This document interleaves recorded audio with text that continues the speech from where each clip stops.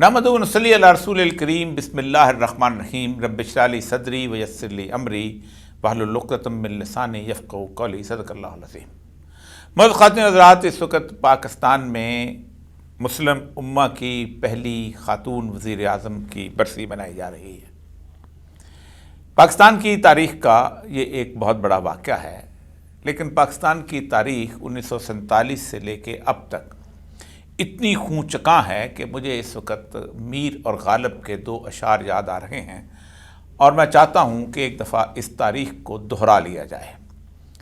میر نے کہا تھا کہ موسم آیا تو نخلے دار پہ میر، سر منصور ہی کا بار آیا، اور غالب نے کہا تھا گلیوں میں میری نعش کو کھینچے پھرو کہ میں جاں دادائے ہوائے سر رہگزار تھا۔ معزز خواتین حضرات، 1947 میں پاکستان کے قیام کے بعد ایسا لگتا تھا کہ جیسے پاکستان کے عوام کی مشکلیں حل ہو گئی، آزادی کا اور سکھ کا سانس لینا آسان ہو گیا۔ وہ قوانین جو کہ انگریز نے یہاں نافذ کیے تھے، جن کے تحت بولنے پر بھی سزا ملتی تھی، جن کے تحت ایک نظریہ رکھنے پر بھی لوگوں کو اٹھا کر کالا پانی بھیج دیا جاتا تھا، وہ شاید اب اس ملک میں موجود نہ ہوں، اور لوگ جو ہیں آرام سے آزادی اظہار کی اس آزاد اور خوبصورت فضا میں سانس لیں۔ لیکن شاید پاکستان کی اس وقت کی اشرافیہ اور اسٹیبلشمنٹ جو انگریز نے اس ملک کو ورثے میں دی تھی، جن میں پاکستان کی سیاسی ایلیٹ جو انہوں نے بنائی تھی، اور جو اس وقت حکمران تھی قائد اعظم کو، جن کو اپنے کھوٹے سکے کہا کرتے تھے، اور اس کے ساتھ پاکستان کی سول اور ملٹری بیوروکریسی۔ پاکستان میں اس سارے کے سارے نظام کے اوپر چھائے ہوئے یہ لوگ ہمیشہ سے ایک چیز سے خوفزدہ رہے، اور وہ چیز تھی لوگوں کی رائے، لوگوں کا آزاد ہو کر سوچنا۔ یہی وجہ ہے کہ پاکستان کی تاریخ کے بالکل آغاز میں ہی جن لوگوں کو ایک بغاوت کے مقدمے میں قید کیا گیا، وہ پاکستان کے بہت اہم ترین ادبی اور فکری نام تھے، جن میں سے فیض احمد فیض کا نام شاید پاکستان کی کونے کونے اور کوچے کوچے میں ہر شخص کو معلوم ہو۔ ایک اور شخص بہت خوبصورت لکھنے والا سجاد ظہیر، اور اس کے ساتھ ساتھ بے شمار اور لوگ بھی تھے جن کے اوپر یہ الزام لگایا گیا تھا کہ انہوں نے فوجی بغاوت کے ذریعے ایک انقلاب لانے کی کوشش کی ہے، اور میجر جنرل اکبر جو تھے وہ بھی ان کے ساتھ سزا پانے والوں میں سے، جیل میں جانے والوں میں سے تھے۔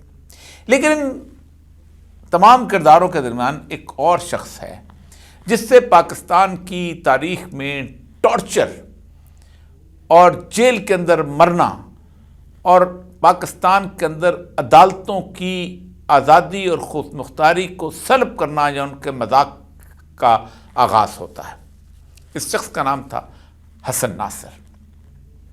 یہ شخص حیدرآباد دکن میں پیدا ہوا تھا اور کمیونسٹ نظریات کا حامی تھا۔ یہ نواب محسن الملک جو مسلم لیگ کے بانیوں میں سے تھے، ان کا نواسہ تھا، اور اس کی والدہ کا نام تھا زہرہ عالم مدار۔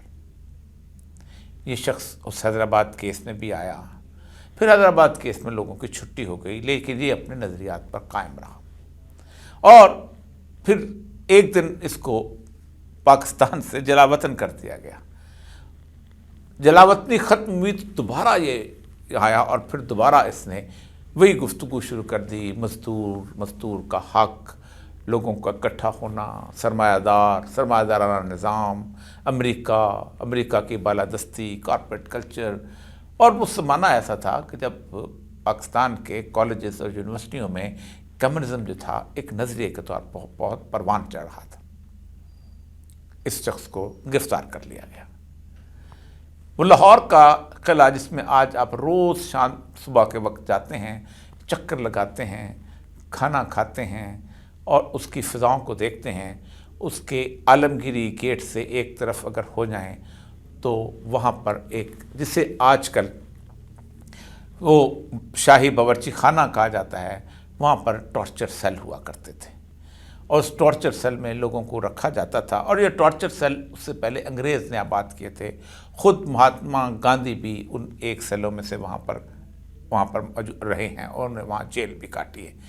کمیونسٹ پارٹی کے سربراہ سرجیت سنگھ جو تھے وہ بھی اسی جگہ پر رہے تھے۔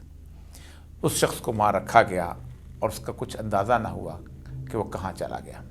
اچانک 19 نومبر 1960 کو فیض احمد فیض کے پاس ہمارے دوست حمید اختر صاحب مرحوم کالم ماسٹر سے وہ گئے، اور انہوں نے کہا کہ میرے علاقے کی ایک خاتون جیل میں گئی ہے ملنے کے لیے شاہی قلعہ میں اپنے بیٹے سے، کیونکہ اس کو اجازت مل گئی ہے۔ تو وہاں لوگوں نے بتایا ہے کہ یہاں ایک ایسا شخص لے کے گیا ہے کہ جس کی چیخوں سے پورے کا پورا قلعہ گونج اٹھتا ہے۔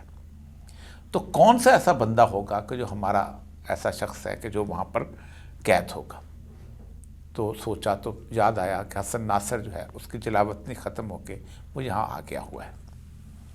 حسن ناصر کی رہائی کے لیے محمود علی قصوری صاحب جو موجودہ خورشید قصوری صاحب کے والد ہیں، ان کو کہا گیا کہ پٹیشن دائر کریں۔ پٹیشن دائر کی گئی، بہت بڑا نام جسٹس کیانی، انہوں نے فوری طور پر حکم دیا کہ حسن ناصر نامی قیدی کو یہاں پیش کیا جائے۔ ڈپٹی سیکرٹری ہوم کے پاس وہ بات دستاویز، وہ حکم نامہ پہنچا، انہوں نے کہا آپ 1 منٹ کو رکیں۔ وہ وہاں ان کو بٹھایا گیا اور اندر گیا۔ اندر جانے کے بعد 20-25 منٹ کے بعد جب وہ واپس آئے تو اس کے ہاتھ میں ایک فیصلہ نامہ، ایک پیپر تھا جس پہ ایک فیصلہ نامہ تحریر لکھی ہوئی تھی کہ اس کو تو 2-3 دن پہلے MPO maintenance of public order, جس کا آج کل آپ بہت شعرا سنتے ہیں، اس میں گرفتار کیا گیا۔ اور پھر حسن ناصر جو تھا، چونکہ اس نے یہ سب کچھ گفتگو جو تھی، یہ امن عامہ کو نقص پیدا کرنے والی گفتگو جو تھی، یہ کراچی میں کی تھی، تو اس کو کراچی جیل لے جایا گیا، جہاں کل رات اس نے خودکشی کر لی۔ میں اس تفصیل میں نہیں جانا چاہتا، لیکن مجھے اچھی طرح یاد ہے کہ اخبارات کے صفحات میں اس کی والدہ حیدرآباد دکن سے زہرا رمضان تشریف لائیں۔ میانی صاحب میں اس کو جب دفن کرنے لگے تو اس نے اس کا دانت دیکھے، اس کے ناخن دیکھے، اور کہا یہ میرا بیٹا نہیں ہے، کم سے کم میرے بیٹے کی تو لاش ہی مجھے دے دیتے۔ یہ پاکستان کے اندر ٹارچر کی ایک ایسی مثال ہے کہ جو آگے چلتی چلتی آج تک پہنچی ہوئی ہے، اور آج بھی جسے کہتے ہیں کہ کچھ نہیں بدلا مکینوں کے بدل جانے کے بعد۔ اسی دوران بے شمار واقعات ہیں۔ بلوچستان میں آج جو خاتون مہرنگ بلوچ وہاں پر موجود ہے، وہ اس قصے کو یاد کرتی ہے کہ جو 1960 میں نواب نوروز خان جو تھے، نواب نوروز خان ان لوگوں میں سے تھے کہ جنہوں نے 1857 میں پیدا ہوئے تھے، اور 1922 میں انہوں نے سکھر جیل سے انگریز کے خلاف بغاوت کی موومنٹ شروع کی تھی، اور سکھر جیل سے ان کے فرار کا مشہور واقعہ ہے کہ انہوں نے 30 گز لٹھا لیا تھا، اور لٹھا بڑی مشکل سے لے کے اسے فرار ہوئے تھے، اور پھر اس کے بعد انگریز ان کا پیچھا کرتا رہا تھا، اور وہ بھی سمجھتے تھے کہ پاکستان جو ہے یہ ہمارے لیے ایک جائے پناہ اور شاندار قسم کی جگہ ہوگی۔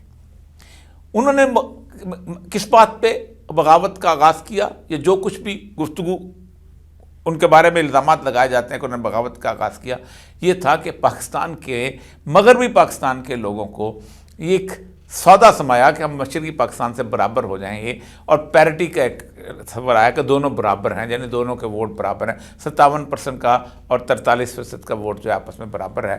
تو انہوں نے چاروں صوبوں کو اکٹھا کر کے 1 یونٹ بنایا، جس سے بلوچ یہ سمجھتے تھے کہ ہماری آئیڈینٹی ختم ہو گئی ہے۔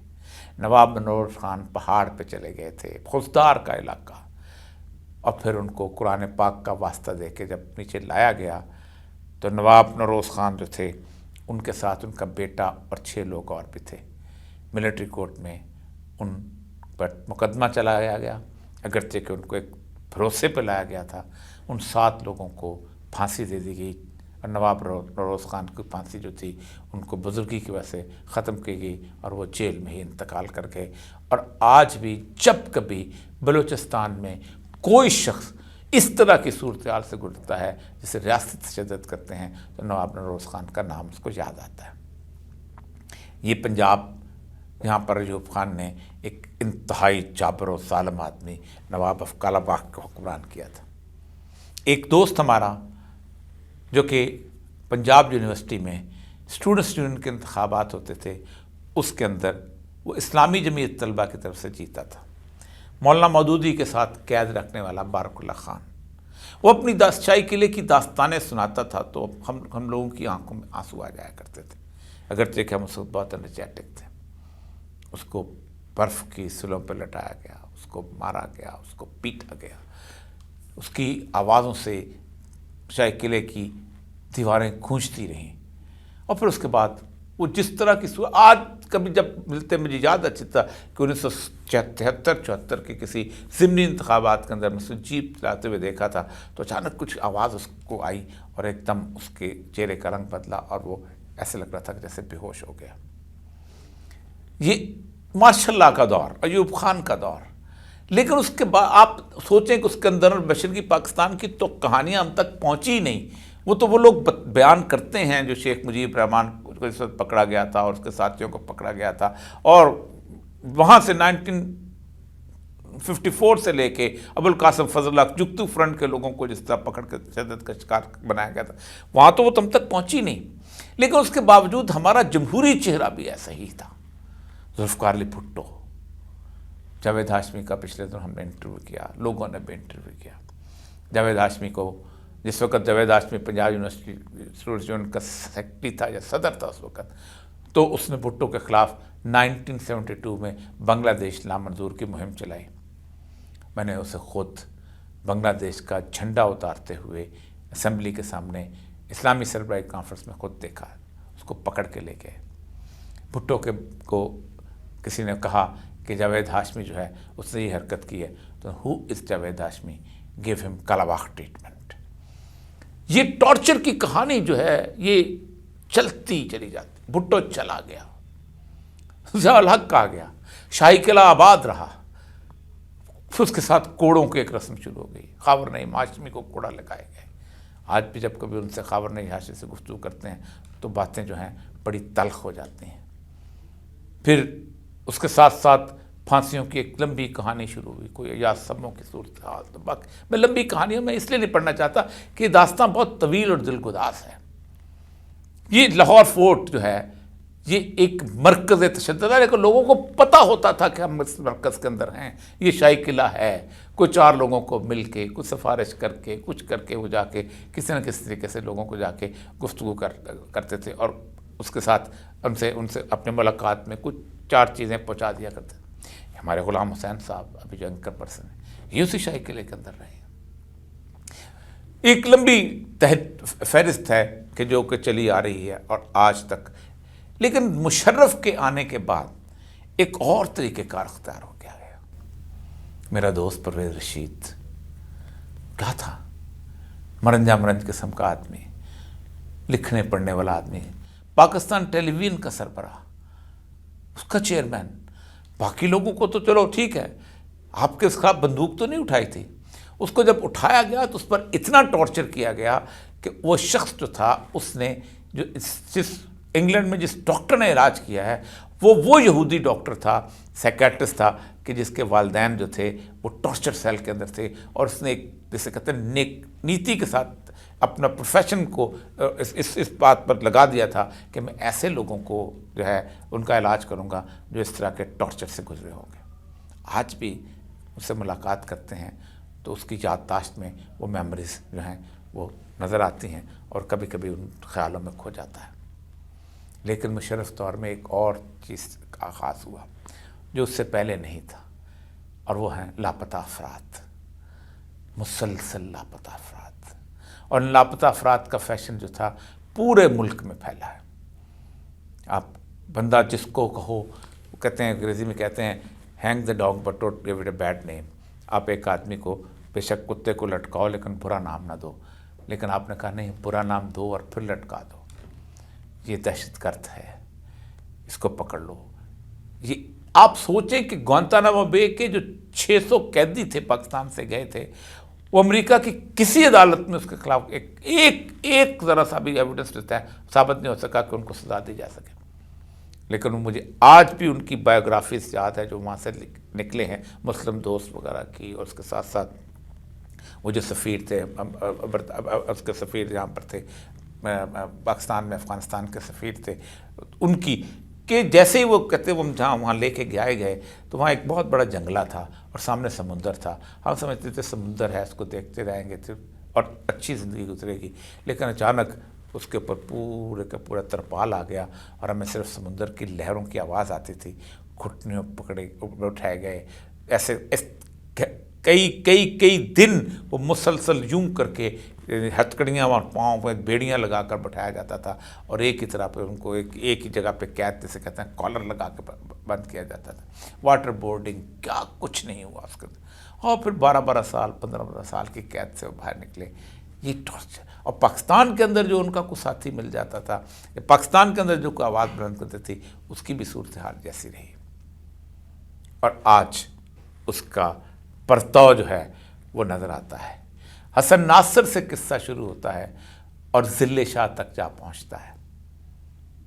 حسن ناصر کی لاش میوٹیلیٹڈ ملتی ہے اور ذل شاہ کی لاش جو ہاتھ نہیں آتا اس کے پیچھے آپ ٹارچر کرتے ہیں اور وہ بھاگتا رہتا ہے. جو ہاتھ آ جاتا ہے اس کا وہ خاندان سارے کا سارا ایک اذیت کا شکار رہتا ہے. مجھے وہ کبھی مشاہد حسین صاحب سے یا ان کے طارق حسن لوگوں سے پوچھیے گا کہ ضیاء الحق کے زمانے میں ان کے ساتھ کیا بیتی تھی، کیسے بیتی تھی. اس کے باوجود بھی یہ لوگ آس امید لگائے ہوئے چلتے رہے. یہ تھا انڈیویجول لیول کا ٹارچر. ایک ریاستی صورتحال ہوتی ہے کہ جس کے اندر باقاعدہ کسی جلسے کے اندر لوگوں کو خوفزدہ کیا جاتا ہے. اس کی پہلی مثال 1974 میں لیاقت باغ کے جلسے کے اندر فائرنگ کی تھی، جو ذوالفقار علی بھٹو صاحب نے ولی خان اور نیشنل عوامی پارٹی کے جلسے پر کیے تھے. اور پھر اس کے بعد ہوا یہ تھا کہ اجمل خٹک تقریر کر رہا تھا، وہ سیدھا افغانستان چلا گیا تھا کہ شاید اب تو ہم اس ملک میں لوگوں کو جمع کر کے اپنی گفتگو بھی کرنے کے قابل نہیں رہ گئے. اور پھر حیدرآباد کیس چلا تھا. اس کی دوسری مثال جامعہ حفصہ تھی. جامعہ حفصہ کے تمام تر جرائم کو بھی اکٹھا کر لیا جائے تو 6 ماہ سے زیادہ قید کی سزا بنتی. لیکن ہم نے ایک پورا 3 دن تک تماشا لگایا. اس تماشے کے اندر ہم نے جو کچھ کیا، حالت یہ ہے کہ نہتے لوگوں پر جب گولیاں برسائی گئیں اور مشرف سے پوچھا گیا کہ 2-2.5 ہزار لوگ مارے گئے ہیں، تو اس نے کہا نہیں، وہ تو صرف 97 تھے. یہ بالکل ویسا ہی جواب تھا کہ جیسا مشرقی پاکستان کے بارے میں پوچھا جاتا تھا ٹکا خان دوسروں سے کہ آپ نے اتنے لاکھ بنگالی مارے، تو اتنے نہیں اتنے مارے. آپ نے اتنی عورتیں ریپ کیں، اتنی نہیں اتنی ریپ کی. آپ اندازہ کریں کہ وہاں پر شرمیلا بوس کی کتاب اس ایویڈنس میں لے کے جائی جاتی ہے کہ ہم نے اتنے زیادہ قتل نہیں کیے، ہم نے اتنے زیادہ ریپ نہیں کیے، ہم نے کم کیے ہیں. کیا جواز تھا. پھر اس کے بعد ماڈل ٹاؤن کا سانحہ. ماڈل ٹاؤن کے اندر جو کچھ ہوا، آپ سوچ سکتے ہیں کہ 17 جون 2014 کو اس کے بعد کون کٹہرے میں آیا. یہ عام آدمی کی کہانی ہے. جو خواص کی کہانی ہے وہ کئی دفعہ بیان کر چکا ہوں. اس خواص کی کہانی میں لیاقت علی خان سے شروع ہوتا ہے اور اس کے بعد بے نظیر تک کے سب کچھ چلا آ رہا ہے. یہ کہانی بہت طویل اور بہت دلگداز ہے. آج صرف یاد کرنے کو اس لیے جی چاہ رہا تھا کہ ہم جس شہر میں ہیں، جس گھر میں ہیں، جس علاقے میں ہیں، اس گھر کے اندر ہمارے حالات نہیں بدلتے. آج سے 20 سال پہلے میں نے اپنی ایک نظم لکھی تھی، اس کی کیفیت ہی نہیں بدلی. وہی کیفیت. یوں لگتا ہے کہ ہم اپنے گھر میں اجنبی ہیں، یوں لگتا ہے کہ جیسے ہم اپنے گھر میں ایک مہاجر ہیں، یوں لگتا ہے جیسے ہمارا وطن ہمارے لیے وطن نہیں رہ گیا. نظم تھی، اس کا نام تھا نوحہ ہجرت. ہجرت بھی عجب اب کے مکینوں سے ہوئی ہے، جس شہر میں رہتے تھے وہی شہر ہے اب تک، جس گھر میں بسیرا تھا وہی اب ہے ٹھکانہ، جس چھت کی دعا مانگتے رہتے تھے سبھی لوگ، اب تک ہے سروں پر اسی چھتنار کا سایہ. پھر بھی کوئی ہجرت ہے کہ چہروں پہ سجی ہے، ہر آنکھ میں گھر لوٹ کے جانے کی پڑی ہے. کل گھر جسے کہتے تھے پڑاؤ ہے کوئی اب، ایک چھت جو اما دیتی تھی اب خوف نشاں ہے، یاروں کا ٹھکانہ نہیں ملتا ہے کسی کو، باتیں سبھی اغیار کی یاروں کی زباں ہیں، آنکھیں سبھی اپنوں کی مگر شعلہ فشاں ہیں، دل یوں تو دھڑکتے ہیں سنائی نہیں دیتے، اس شہر کو اب اشک دکھائی نہیں دیتے، ایک قافلہ در بدراں اپنے ہی گھر میں، ہجرت کا سما چاروں طرف خوف نگر میں، بے گھر ہیں غریب الوطنی سب پہ پڑی ہے، بے سمت مسافت کی کھڑی آن کھڑی ہے، چہرے کہیں اپنوں کے دکھائی نہیں دیتے، دیواروں در اپنے تھے سجھائی نہیں دیتے، کیا لوگ ہیں اس دکھ کی دہائی نہیں دیتے۔ اجازت دیجیے، اللہ نے کے بعد